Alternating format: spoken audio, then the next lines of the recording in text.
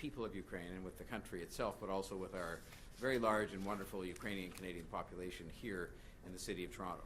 I should mention that Toronto and Kyiv have a 30-year-long, very special relationship. I met the Kyiv mayor, Vitaly Klitschko, in person in 2017. I welcomed him right here to the Toronto City Hall, and I spoke with him virtually last year.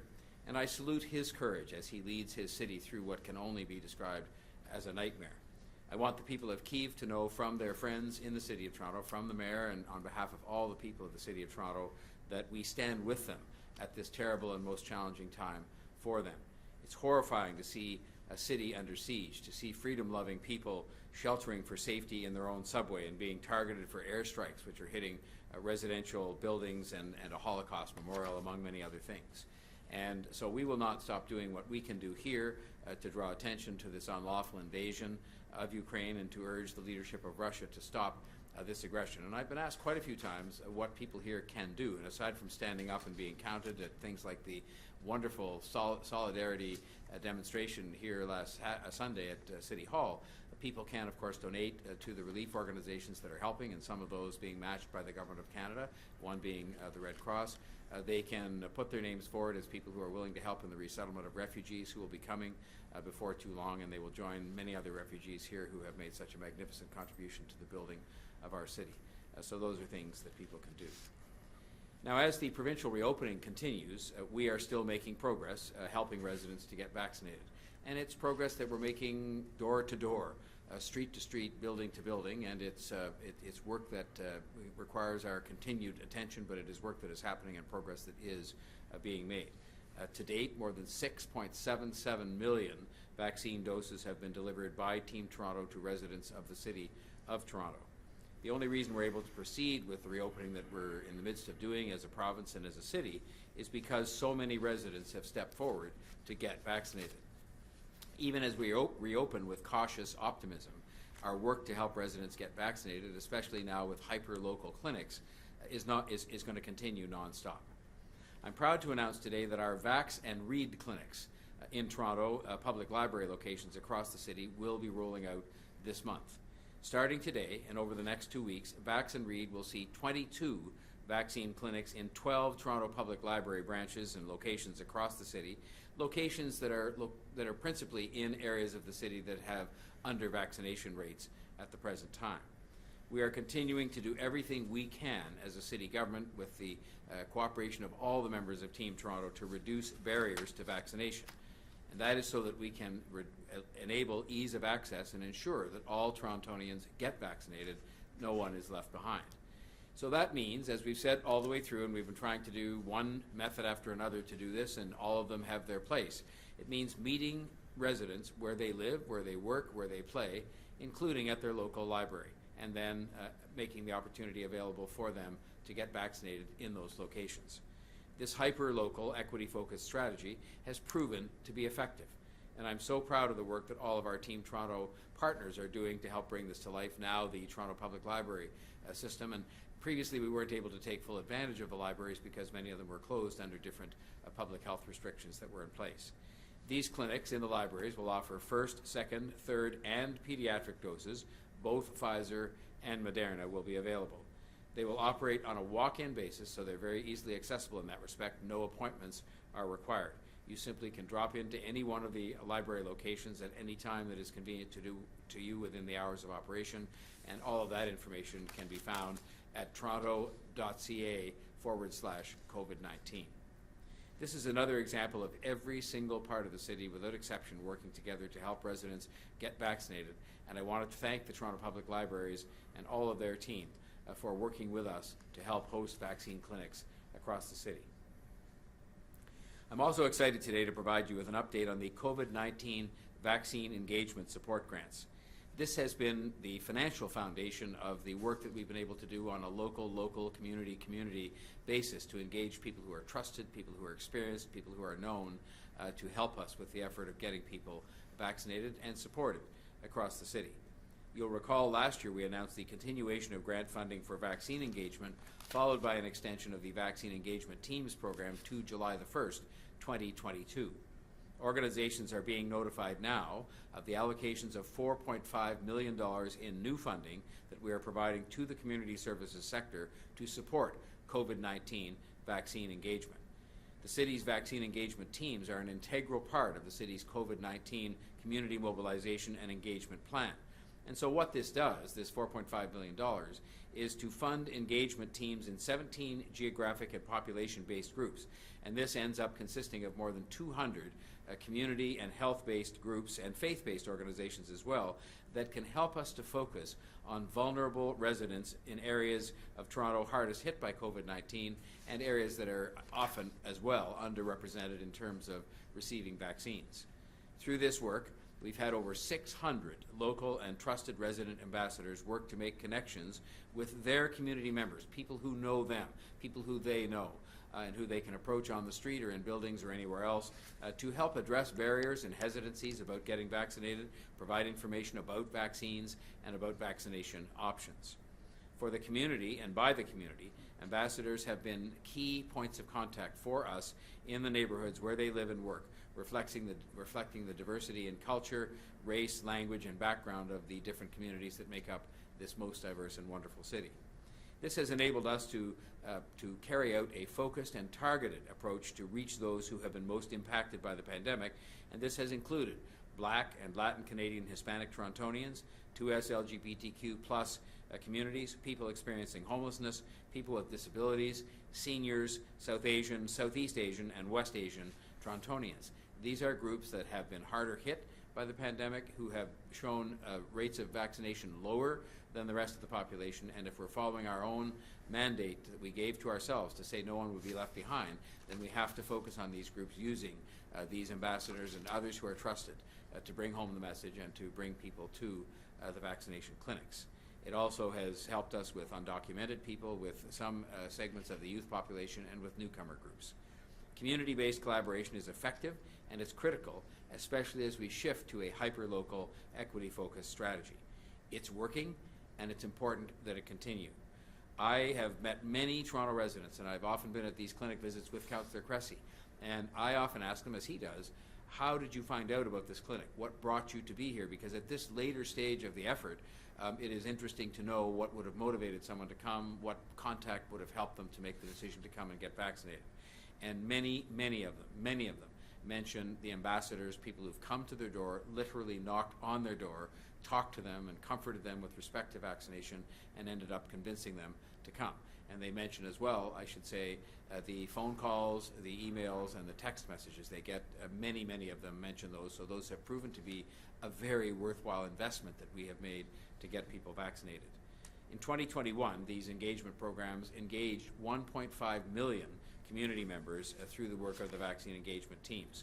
I should tell you that this funding stream will help us to continue this work as we continue to advocate for the public health of all Torontonians, and in particular to get those who are not yet vaccinated. And I want to thank the Province of Ontario because they've assisted us financially to make these efforts available. The cooperation between the city and community partners is having a positive impact on the health of all of our communities and on the city as a whole, and has not been lost on me as something that we should continue to use as a model going forward for other things that often are very challenging for us in terms of delivering services and support right at the grassroots level.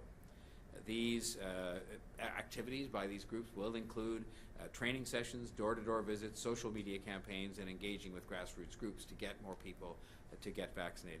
I want to also send a thank you to all the staff here at the city who have done the work to allocate this money to all the different groups. When you're looking at 200 different groups, there's a process you have to go through to find those that will be most effective and most trusted to carry out this work, and to allow them to make the difference that they're making.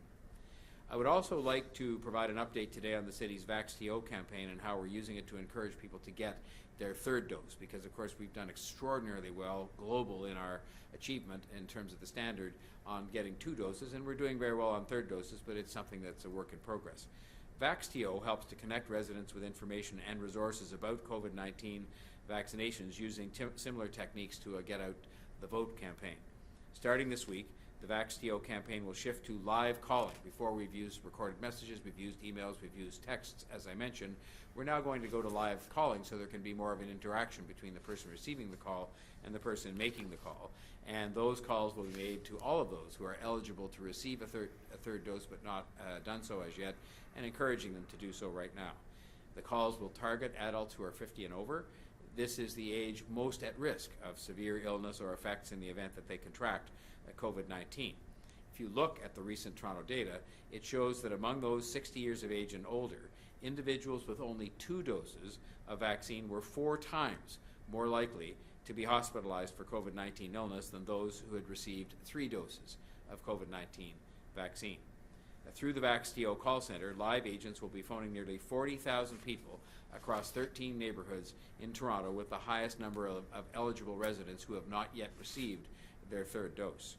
Agents will provide information and help address issues of vaccine hesitancy or other concerns or questions that residents may have, but we'll be reaching right to the person and allow for that interactivity through a live call.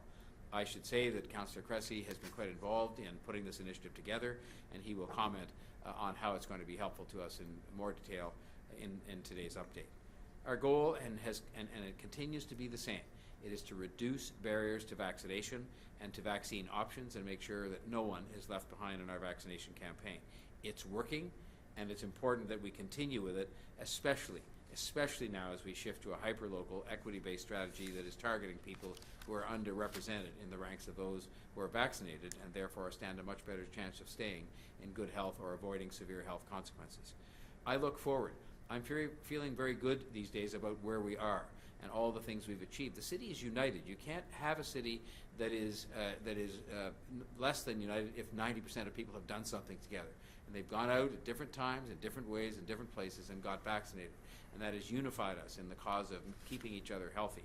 And now we just have to continue to make sure we do the extra work through VaxTO to safeguard the health of those who have not yet done all that they could do, and make sure that this then has a lasting and positive impact on the recovery of our city, which we're very much focused on bringing about. I would now like to ask Dr. Davila to deliver her remarks for today. Thank you, Mayor Tory, and good afternoon. With the easing of COVID-19 restrictions, it is understandable that there are questions and mixed feelings amongst many of us. For some, these steps could not come soon enough.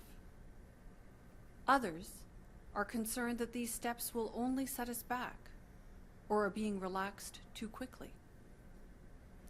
We have lived with COVID-19 for 2 very long years.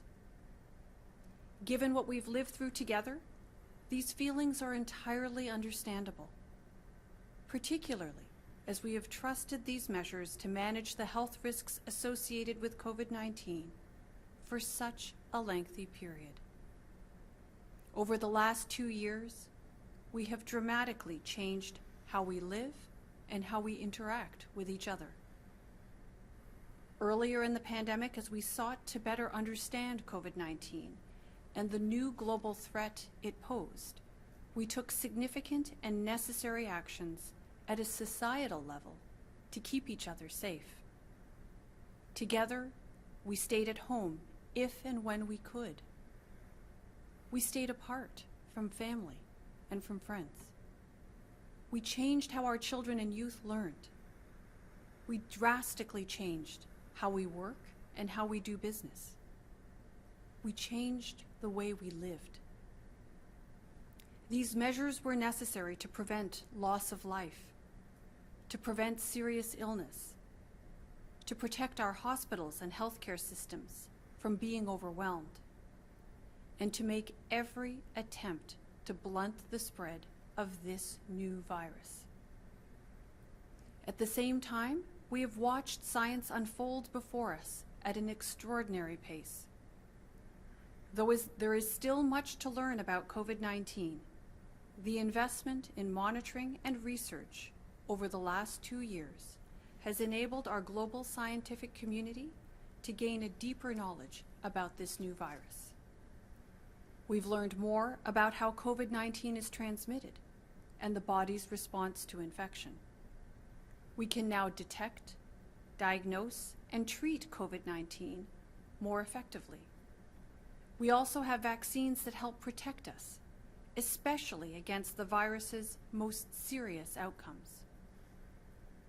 With all that has happened and all that we have learned over the last 2 years, there is much we have accomplished, and perhaps even more to reflect upon.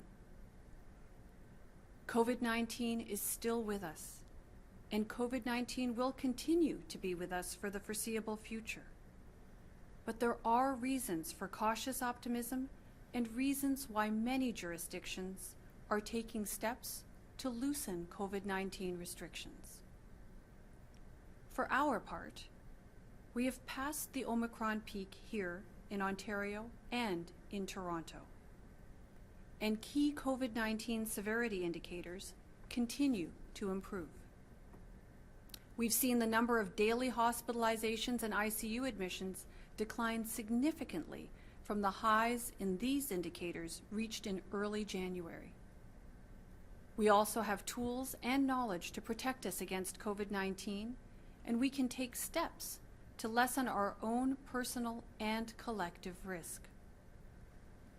There is a global effort to continue to deepen our knowledge about the virus, to share knowledge, to quickly respond, and to develop additional treatments and interventions. We have effective COVID-19 treatments and vaccines that are protecting us against the worst possible outcomes. We know that masking can help stop the spread of COVID-19. We know that when you're feeling ill, you reduce the likelihood of spread when you stay home. With all the tools that we personally and collectively have at our disposal, and given our current local epidemiology, we can gradually loosen restrictions that just a few short weeks ago were so necessary. This doesn't mean that COVID is over, but now is the time to begin to live more fulsome lives with COVID. We can begin to restore aspects of our lives that were necessary to change to keep ourselves and each other safe. This news for some is a welcome relief, and this news for others is very difficult to take, especially for those who are at higher risk, like seniors or immunocompromised individuals, as they will need to continue to practice more strict personal protective measures. Still, we need to find a way to gradually restore activities that contribute to our overall health and well-being. As with so many other stages of the pandemic, the choices that we make in our day-to-day lives do depend on our personal circumstances. As restrictions lift, people will make different choices based on what is right for them. For Toronto Public Health's part, we will continue to monitor COVID-19 and communicate with you, especially about what we are seeing in terms of virus transmission here in Toronto. We still cannot underestimate the nature of this virus and how it can evolve. And we aren't alone in this global effort to engage in careful scientific observation that will continue to inform our decision-making and response. We will provide the best possible guidance on how to keep yourselves, your households, and our community healthy and safe. We will continue to provide public health programs and responses, including our current hyper-local COVID-19 vaccination program that protect and promote the health of all Toronto residents. Toronto residents have responded in extraordinary ways over the last 2 years. Though change can be hard, with patience and understanding for each other, we will adjust and adapt together. I'd now like to hand it over to Councillor Cressy to deliver his remarks for today. Well, thank you, Dr. Davila and Mayor Tory. Team Toronto's vaccination campaign is one of the largest mobilizations, if not the largest, in our city's history. It's a citywide mobilization to protect each other. It is remarkable. And as Mayor Tory articulated, we're not done yet. We're continuing to scale up. Last year, health officials set a target of 90% of residents over the age of 12 to be double vaxxed. And I have to tell you, at the time, many told us that in a city of our size and our complexity, that it was impossible. Well, as the old saying goes, it only seems impossible until it is done. And in this campaign, Torontonians have stepped up. We're now nearly at 90% double vaxxed. Among major cities, Toronto is one of the world leaders. Now, this isn't simply good news for numbers' sake. It is fundamentally about the health of our residents, and Toronto's vaccination rate has put us in a position to safely reopen.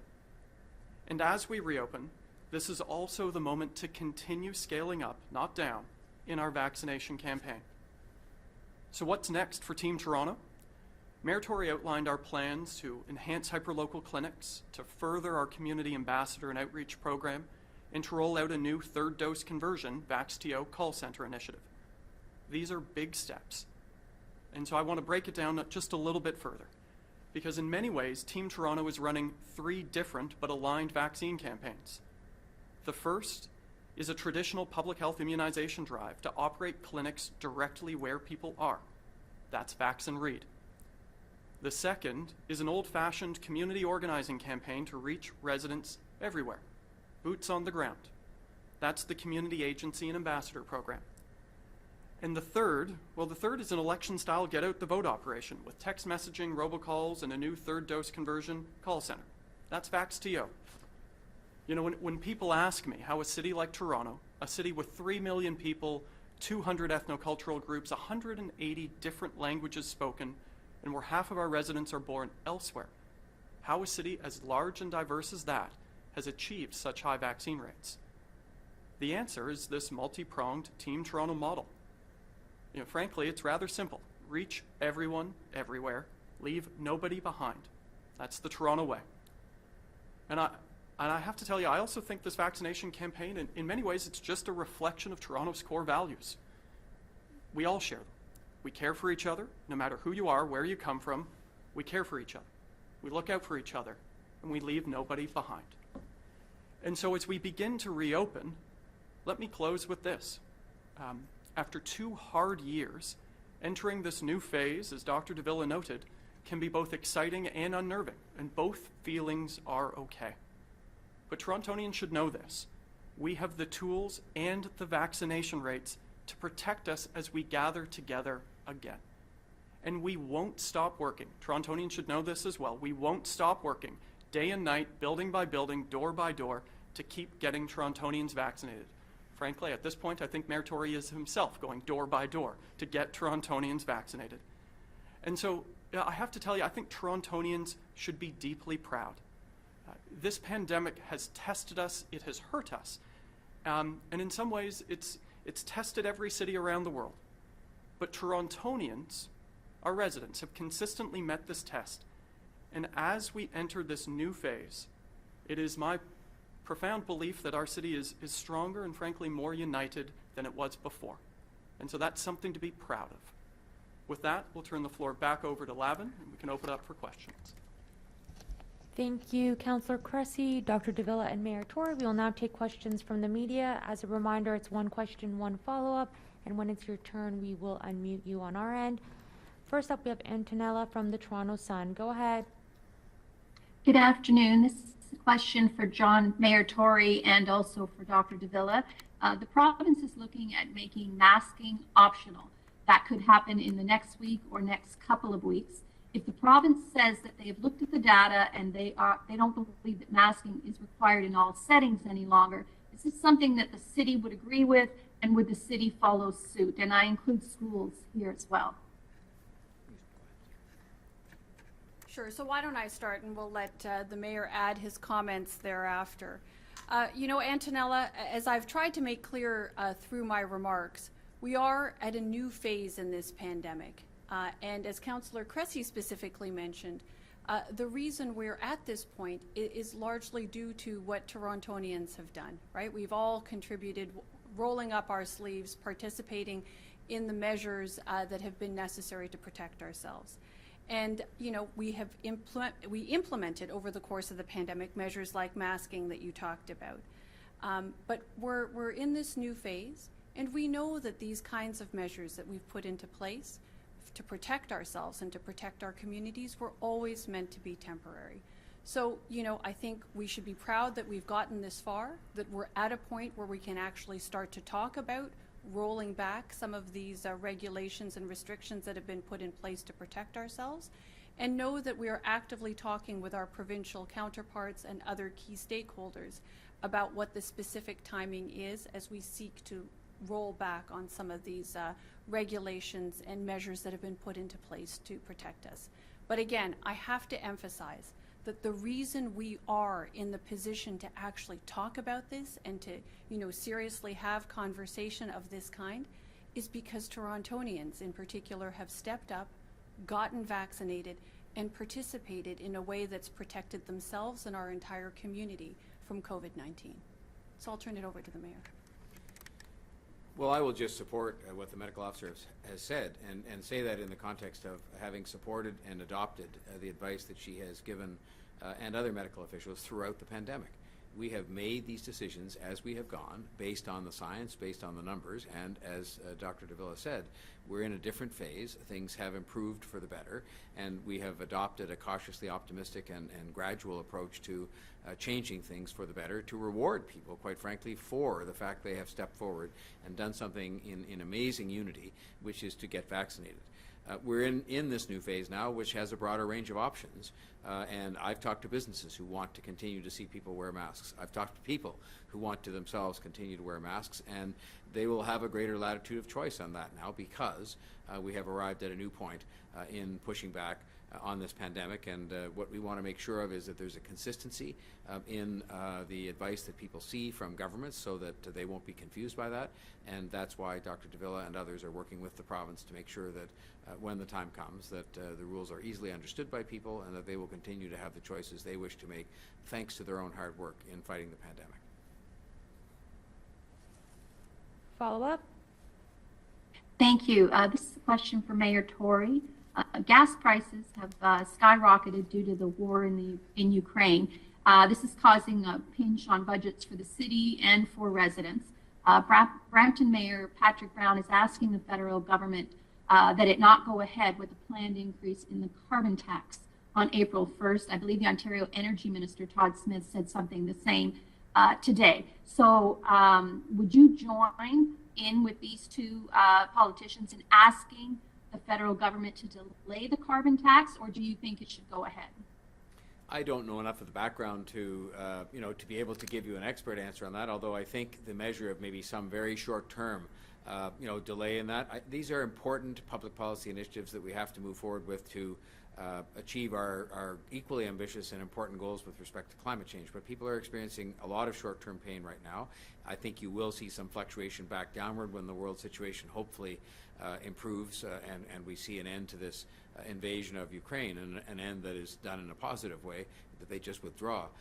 So I would take no objection to it, but I would think that if there is anything to be done in that regard, it should be on a very short-term basis, which I hope the dislocation will be as well in terms of pushing up gas prices. But I've learned over many years watching gas prices in public office and out that any measures you take to try and cushion the blow against these different kinds of market and world forces sometimes can be totally submerged 24 hours later by something else that can happen. And so I just think we should be careful in making adjustments to these kinds of things because of this, what I hope is a very short-term dislocation caused by global events. Okay, thank you. Next up, we have Francine from the Toronto Star. Go ahead, Francine. Oh, hi, good afternoon. I want to go back to the mask bylaw discussion. The Toronto masking bylaw, as I understand it, is to remain in place until April 2022. And I'm wondering if either Dr. Davila or Mayor Tory, could you let listeners know whether Toronto would lift the mask mandate in schools if the province did?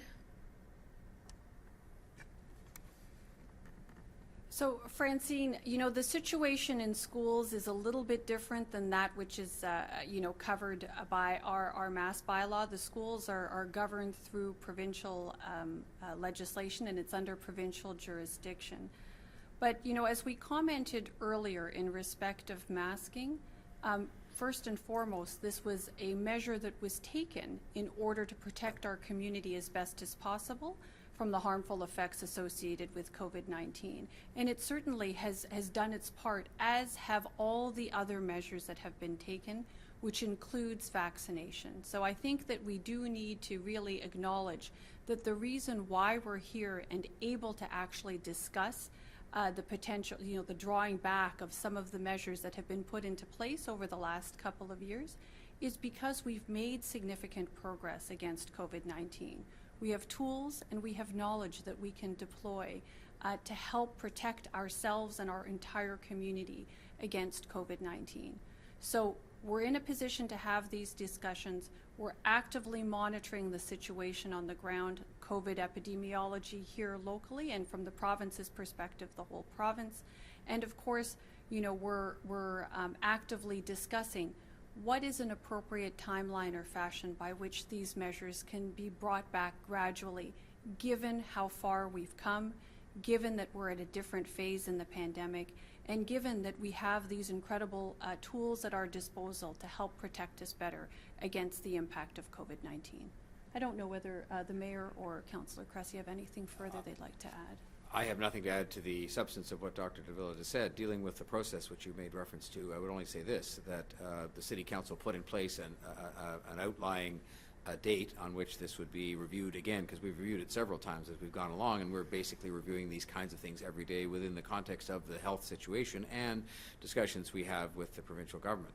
And we'll be guided very much by, again, the science and by the provincial activities, not in the context that we have to be bound by what they do, but it makes sense to try to achieve a consistency so the public can easily understand what's going on something as important as masking. And so what the City Council has approved, the City Council can change, can extend, but the City Council, when it meets, will be seized of that issue if it wishes to be so, and we'll be basing that on what goes on with the province, the outcome of those discussions, and the advice of our own medical officer of health. Okay, so to clarify, then it sounds like TPH and the city would consider moving in the same direction as the province when it comes to things like masking and physical distancing and so on. Well, I'll say this, and I'm not a doctor or a scientist, but one thing I have learned during the course of the pandemic is that consistency in how we go about making and changing and applying and ultimately waiving these rules is very important to the understanding of millions of people. And that is something that we've learned as we've gone along in this very complex nightmare that we've all gone through together. And so that's why, as Dr. Davila said, we're in detailed discussions with the province about all of these things. In the new circumstance where we've entered a new phase, we want to make sure that as best we can, we try to act together so people are clearly understanding of what the guidance and what the rules will be. Okay. I think that's exactly it, exactly as the Mayor has said. Okay, next up we have Beatrice from CB24. Go ahead, Beatrice. Sorry, one sec, Beatrice. Okay, go ahead. Okay, I think you should have me now. Good afternoon, Dr. Davila. My question is for you. You've been pretty consistently working in lockstep with Peel Region's Medical Officer of Health, Dr. Lowe, when it comes to specifically inputting restrictions earlier on in this pandemic. Today, Dr. Lowe says, at this point, based on current trends, it is unlikely that he will recommend the extension of the mask mandate when it expires in Peel at the end of March. I understand Toronto's is in April. As it stands today, as you're looking at the current numbers, Doctor, would you also be unlikely to recommend the extension of the mask mandate here in this city? So Beatrice, as I've tried to make clear here, we're in a good place right now, in respect of COVID. We've seen the Omicron peak behind us now, and we have seen the participation and the uptake by Torontonians of vaccine and their participation in measures, self-protection measures in order to reduce the impact of COVID-19. So as I've tried to make clear, measures like masking regulations were always meant to be temporary, and we are actively discussing with the provincial partners and with other partners around the province, what best, moving back on some of these measures looks like. So that's where we're at now, and I think we're very fortunate to be in this position given all that Torontonians have done to get us in this place. This is a much, much better place. We have tools, we have knowledge to help protect us, and I think we're seeing that benefit in COVID epidemiology at this time. So, of course, we're continuing to monitoring, and we're working with our partners on how best, what the timelines look like for this. So as it stands today, Doctor, right now, you are not willing to say unequivocally that you are unlikely to recommend to Council to allow the mask mandate to expire. Beatrice, what I am going to say is that we are actively looking at the situation. We see good signs. We have lots of reason for optimism, tempered with some degree of caution. So we're continuing to monitor the situation, and we're in active conversation with our partners, because we knew that these measures, many of the measures that have been put into place, are really about what was needed at the time, and the notion is to draw them back as appropriate in a gradual fashion consistent with what we see on the ground. Okay, that's it for today, everybody. Thank you and have a great rest of your week.